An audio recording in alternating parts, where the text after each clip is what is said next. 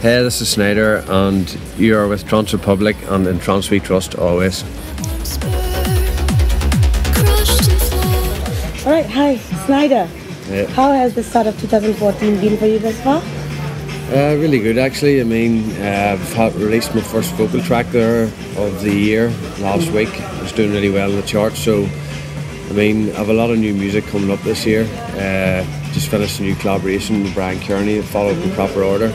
I'm sure you'll be hearing that soon in the sets, and a few other things coming up. So I've really been staying ahead of myself this year as far as production's concerned. So the start of the year has been really positive, yeah. Good to know, good to know. So this is your first time in Southeast Asia. How do you find Malaysia? It's a really cool city. I mean, I had a walk around earlier on around the city. Really, really warm. Irish people aren't used to this sort of humid weather, so I mean, it looks really cool. So hopefully tonight will be good as well. Yes, I think so.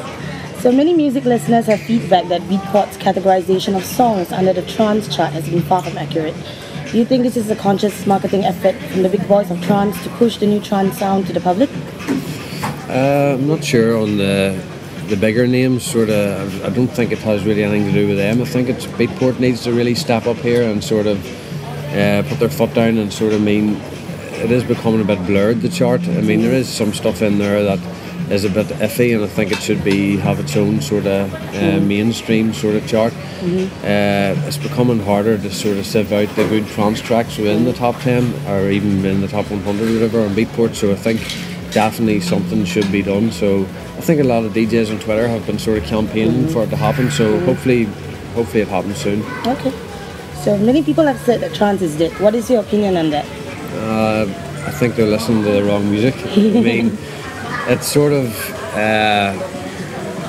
it's the same guys who are still making good music, you know what I mean, and there's a lot of new talent coming through. I just think people need to really, again, it goes back to Beatport. I mean, if all the names that were there in Beatport that should be there, a lot of people would know about the new talent, but I think that because there's a lot of tracks in there that wouldn't be classified as trance, it's keeping new artists from coming into the Beatport top 100.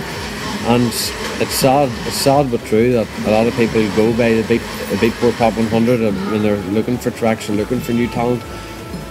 So it's really down to the jobs of like bigger names to sort of bring through new people and sort of keep trance going, really. Alright, great.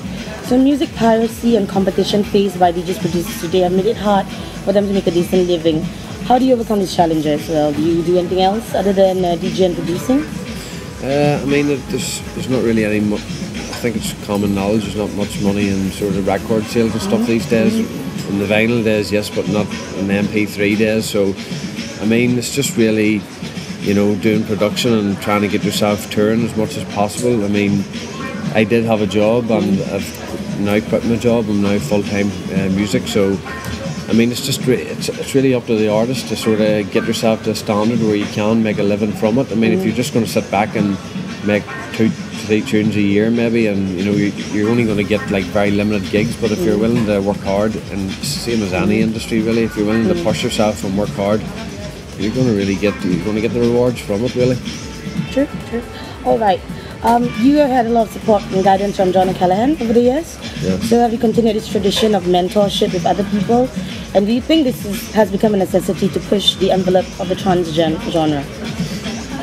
Yeah, I mean, back in the day when I first sent John my first tracks, he's obviously helped me out and sort of helped guide me in the industry and whatever. So, you know, it's really essential if you're.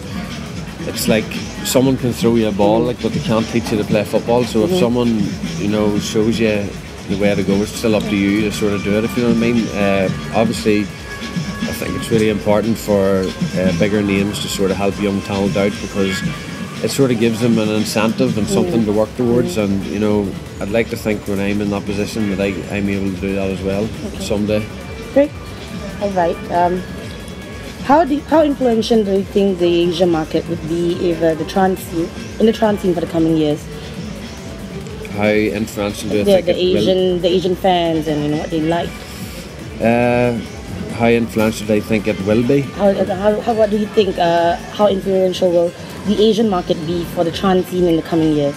Yeah, I think it's a massive market over in Asia. I mean, you know, there's a lot of people, there's a lot of clubs and stuff. I mean, I think trance is still relatively small here. It's still, you know, it's growing, but it's still small. So I think if it did take off, it's a big market. So I think it could be very influential. So you have been playing alongside Solar Stone, Giuseppe Ocadia for Pure Trance events. What is your idea of Pure Trance?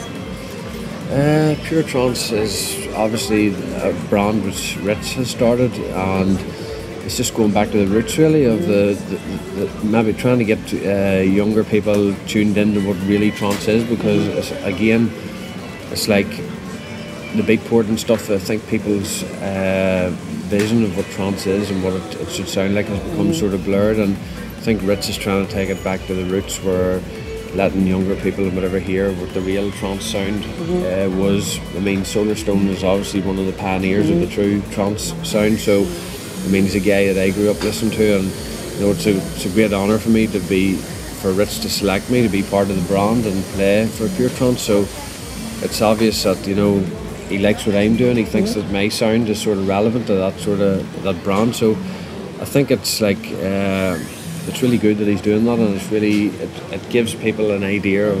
I think a lot of people have sort of taken to it. They're listening to the music now, and they're really getting tuned into what trance really should be. So it's all good. Great. So many DJs have recently included psytrance in their sets and productions. Do you see yourself heading in that direction as well? Not on the current psytrance. I actually used to be a psytrance DJ when I first started out, but the psytrance sound for me now is very generic. It's very saturated. Everybody's trying to copy everybody else, and it's for me, it's not the psytrance that I used to listen to. You know what I mean? If I want to listen to psytrance now, it'd be like the John W. Fleming sort of stuff. It's totally different than what you'll hear. Like what people, it's sort of gone the way trance is going. A lot of people think they're listening to trance when they're not. A lot of people think they're listening to psytrance, but they're actually not. Do you know what I mean? They're hearing, it's the same blips and blops. It's the same thing for me. Like, I just don't really. It's not something I'd be interested in. All right, great. So since 2013, we noticed a renaissance of the 140 BPM 140 BPM trance, and your tour date bookings have been packed for 2014. Why do you think this is happening?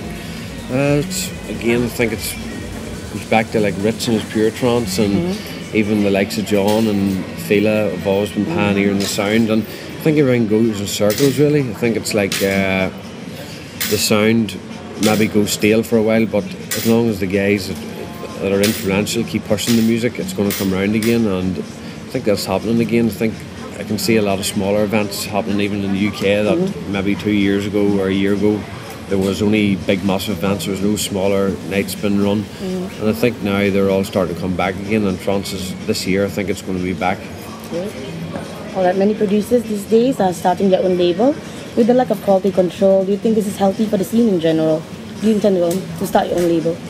I think it has its pluses and minuses. I mean, a lot of some of the labels the bigger labels will only release stuff what they see fit for people to play, but some of the stuff that they turn down is actually pretty decent, and it should be got out there. But at the same time, it has the minuses of people just putting out, you know, everything. I mean, you have labels that are maybe releasing, I don't know, like 100 tracks a month just to make like 10p of each track. You know what I mean? They just don't care. They just want to get as many releases out there as possible. So it has its pluses and minuses, as I said. And as far as me start my own label, it definitely is a goal of mine, and I'm in talks about doing that at the minute, but I just want to be something natural progression. I want to find, first of all, I want to find the right artists to work with first. I don't want to jump in and have like no releases for a couple of months. I want to have like a group of artists that I want to work with, maybe 2 or 3 good solid names that I think I can move forward with, and then whenever that happens, I'll take it from there.